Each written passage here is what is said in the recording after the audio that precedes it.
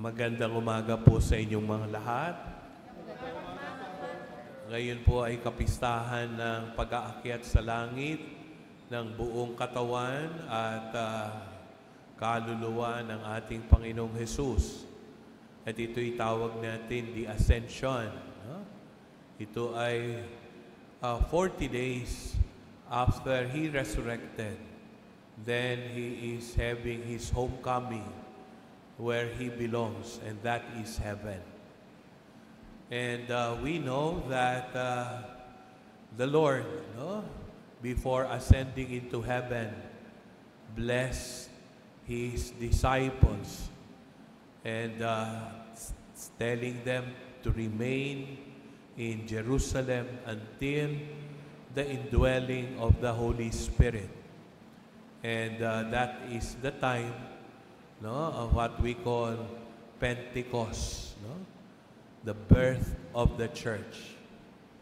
All of us are inspired to reach something with height. I remember Neil Armstrong. When he was a kid, his dream is to become a pilot. He is so amazed when he look up the sky, airplanes, helicopters, flying. The birds also fly. Kaya sabi niya, someday I would become a pilot. And he is very religious. And he was so blessed not only to fly as a pilot, but to bring a spaceship to what we call the moon. Kaya doon na uso yung kanta ni Frank Sinatra, Fly Me into the Moon. I think that was 1968 or 69. And even our very own Miss Universe, the first Filipina winner, Gloria Diaz, ang tanong sa kanya, sa question and answer, sabi, if Neil Armstrong and 2 other astronauts landed in your place, what would you do? And then Gloria Diaz said, well, I know they had been in the space and in the moon for several days, I think even 1 month. And so I will give them shave, because of the beard and the mustache. I will prepare food because their food there, ay parang medicine lang. So a hot soup and a great meal. And that made her, the Miss Universe in 1969.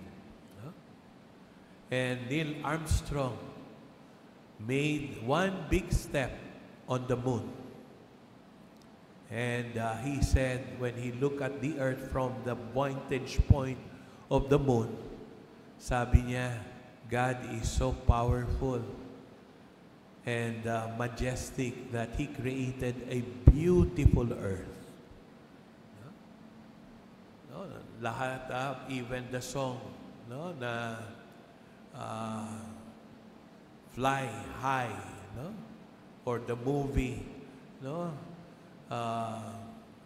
Going Up, And I remember recently a Filipino climbed Mount Everest, and then after several days he stayed there, the highest point of the earth, yung Mount of Everest.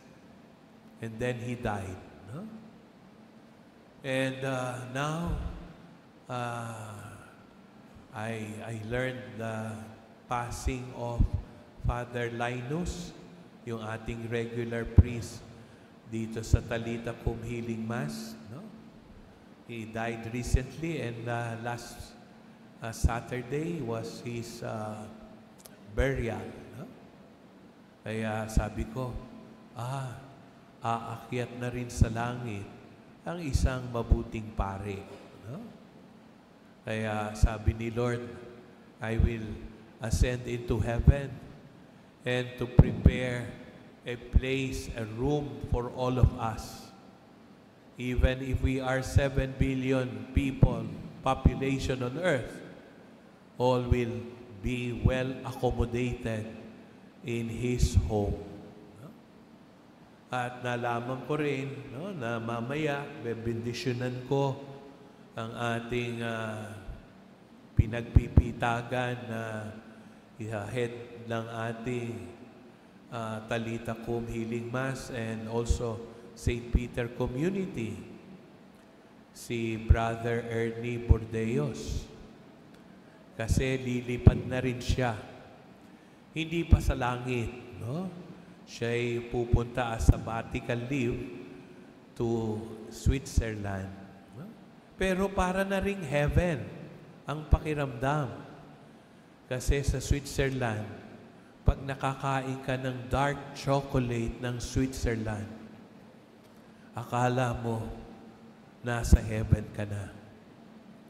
Sasabihin mo, nasa langit na ba ako? Si Lorna, si Fe, o si Aida. Basta, tatlong babae.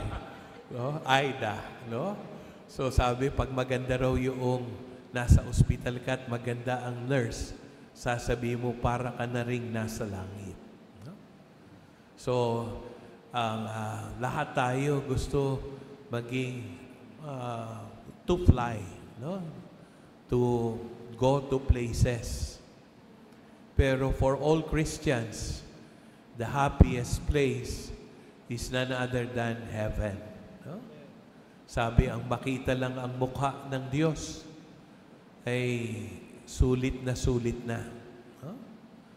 Ganap na kaligayahan. At sa pagpanik ng Panginoon, no, ay hindi po tayo iniwan na ulila. No? Kasi binibindusyon na habang siya'y umaakyat sa langit. At pinangako niya ang pagdating ng banal na Espiritu. At He said, He will remain, no, in the church until the end of time through the Holy Spirit and through His teachings. No? Kaya makita natin, dati, ang heaven ay tahanan lang ng pure spirits, ng Diyos at ng mga anghel. No? Pero mystery of the Incarnation, Christ became human, no? With the help also as instrument, no, the Blessed Mary to stay in 9 months in the womb of Mary so that He will become a normal human being, no? Through God and through man. No? At masabi natin, no, nang umakyat siya, buong katawan at buong kaluluwa. So ngayon, ang tahanan sa langit ay tahanan na rin ng tao. No? No? Totoo po ang sinabi ng Panginoon, as a good shepherd, I will bring you to green pasture. Wherever the good shepherd is, there should be His flock. No? Kaya gusto po ng ating Panginoon na tayo rin ay makaakyat sa langit. No?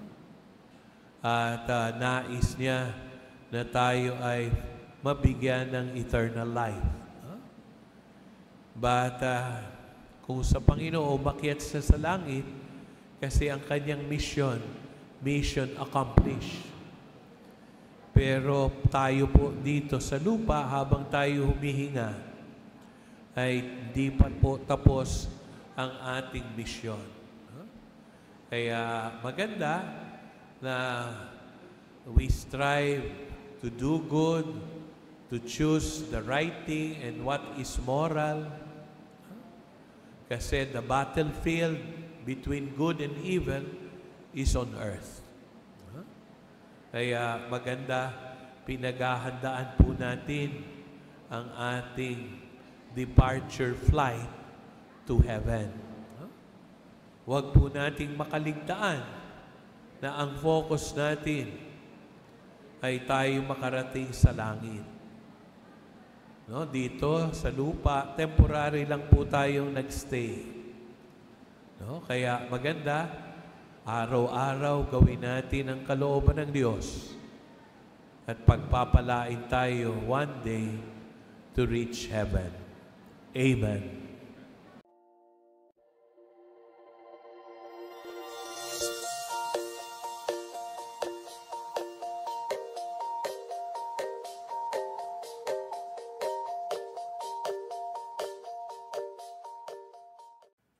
Thank you for joining us.